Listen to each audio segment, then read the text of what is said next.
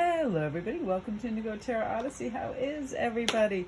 Wow, I had something just come together very beautifully. I found this old deck, which I absolutely love. Again, one of my favorite artists, and I've been using him quite often because he's just so wonderful. And I feel like planetary-wise that we're going to have a lot of beautiful influences that make us very focused, strong, and sensible, as well as being fired up and moving the direction of our dreams in a really light-hearted, kind of contented way. It's a beautiful mix of this Mercury, Venus, and Mars, and my cat also yelling. But funnily enough, I was looking at my deck that my friend Christina had sent a while ago, and I thought I would pull a card for each one of these and discuss something involved in this, because it's funny that Mercury and mercurial energy can sometimes be combative. It's hot. It infuses us with that kind of like, let's get this done, this fire in our belly. But what it can also do is make us conflicted with other people because they can infringe on our plans. And this is where we want to employ this Venusian energy of being calm and accepting and saying, hey, other people just want to understand what we're doing, like where we're going. They might want to have a little say in the matter. And the thing is, we don't have to be rude or be like, get out of my way. You know, I'm hell-bent on getting this done and you're just waylaying my progress. Where we just take a breath and we pause and we try to be inclusive as possible, because this popped up for that. Surrender your desire to control people. Being over controlling can sabotage relationships. To more effectively achieve your goal, back off, regroup, and give the situation some breathing room. This has never worked in a positive way for anybody that I've ever seen, because it's basically saying, you know, you're not who I want you to be. You're either, you know, not as stellar, shining, motivated, special as I think you should be. So I'm going to try to make you into this. How weird and uncomfortable does that make us feel when people do that? It can be parental, it can be societal, it can be religious, it can be anything.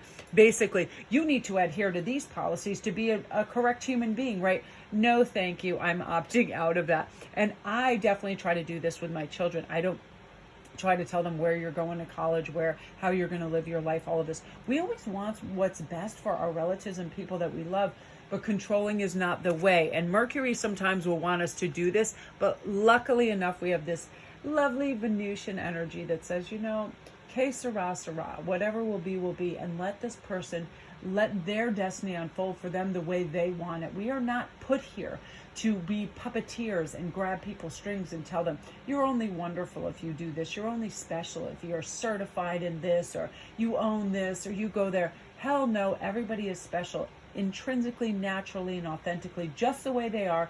Let them be themselves. The biggest conflicts that I have seen arise in my life and around me and on the world on a planetary stage is when other people criticize or condemn somebody for the way they live their life in any way, shape, or form. So we're moving away from that, and it's really wonderful. And then we're able to do this. We're able to surrender to receive support and love, right? Allow the love and support of others in, rather than trying to handle everything yourself as well.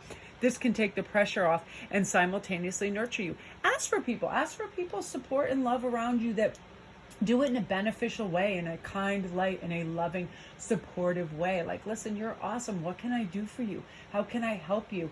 And this can be a myriad of things, but you know the people that are vibrationally upbeat and that want to help you authentically, and gravitate towards them and ask for their help. It's really wonderful.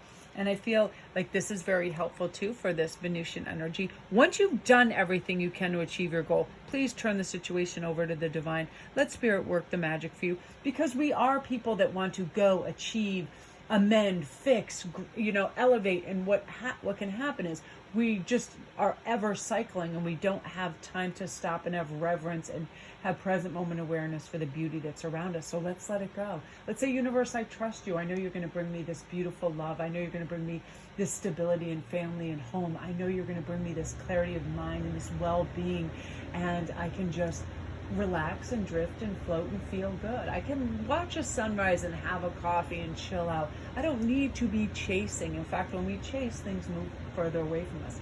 I can sit back, get ready for reception, and have things come in for me. I love that. Surrender to divine timing. Let's talk about Mars energy and how this pertains to us. Because Mars, and it's funny that Venus and Mars are together. And look how basically Venus is facing away from Mars. Because Mars is like, hey, listen to me. Let's get this. Let's do this. Let's get fired up. Let's go. Where Venus energy is like, let's look and capture the beauty of life. And let's feel and touch and smell and taste and have all this beauty around us. It's amazing. Now, sometimes divine timing may differ from your ego's timing if a goal isn't manifesting fast enough according to your ego. Be patient and trust in the universal flow. I have to do this every day because where my one kind of lack mentality comes is with time. I want it and I want it yesterday. I am not kidding when if Amazon isn't bringing me to tomorrow in 48 hours, I sometimes won't order something because it won't come fast enough for my liking. Good God, like what the hell is that? And now I'm coming to terms with that. So what I do is I'll work in threes and I'm like, leave time in between so you can have reverence and care and present moment awareness for each thing you're doing. And to know you are ready to experience a lot of abundance, and don't look back at previous roadblocks or difficulties. Really leap into the exciting new world of possibilities. Mars will help you do that. And Mars will also let you go of fear, any fearful stories you tell yourself. You're going to stay in the moment. You're going to focus on solutions. And this beautiful Venusian energy is going to help you find inner peace on a daily basis in quiet meditative moments. Focus on stillness. Enjoy this inner refuge. I love time alone. I love time in nature. I love time in silence. And then you're going to find that life is flowing more freely and abundant. And you'll feel really good about what is taking place, who you are, and where you're going. And this will also help you surrender to your prayer and purpose as well, and give yourself completely over to prayer, whatever it is. It can be an affirmation list, and then the universe can hear it and answer and support you in a beautiful way. And we don't have to be so aggressive. I love that you're going to have this kind of like surrender to miracles too. And when we're open to miracles that occur in our life, we feel and we know these events are real, right? We let go of resistance. We banish any doubt that beautiful miracles can happen. And sometimes it's in the silliest things. Yesterday, just playing sports with Hagen and laughing, it's like the miracle of sometimes how our families evolve so beautifully, and we're taking time to notice and what's funny to people and what's silly and what's, what they hold dear. Like both of my kids, and I love this so much, are so crazy sentimental about cards. They have saved every single card from their grandparents and cards. They have these albums in their rooms, and I'm like, that is pretty freaking cool. Because where I'm sentimental and nostalgic, I'm not a saver of things. After I keep something and I read it and I know it's there, if I saved every card, I just feel like with everything that I do and how I work, it would just take over my whole home. But I love that facet. I think it's so beautiful that they go back and they look over that. I think I have a strange kind of filing system in my heart and head where I do remember when things are poignant and important to me. I hold them internally, so I don't need that physical card to remember. But some photographs I will definitely keep forever. And when I look back at them, and it transports me to that moment. And I feel like you guys will be feeling some of that beautiful, nostalgic, loving emotion, and just let it wash over you and feel it and connect with it and feel like, wow, life has some really momentous occasions and times to them, and it's really beautiful. And then we realize that more is coming because of that. That helps us. It gets us in that high frequency of, I want to achieve and feel that and experience that and be in that place again. And then you'll start to seek that out and have those lovely experiences all over. As humans, a lot is not necessary, but a few things are fundamental. We want to feel loved and heard and connected, right?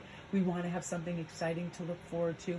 We really do need to have change and have evolution, so we can learn and facilitate change where it's necessary. And I feel like all that is coming for you, and you're going to tap into that beautifully, and you're going to want to be outside and stretch and be in nature and breathe and slow down, and it's all going to happen for you. Feel that, and ask for that, and then you can infuse your day with that, and it really will facilitate beneficial change in every way. So that's your daily pop, my beauties. Over and out.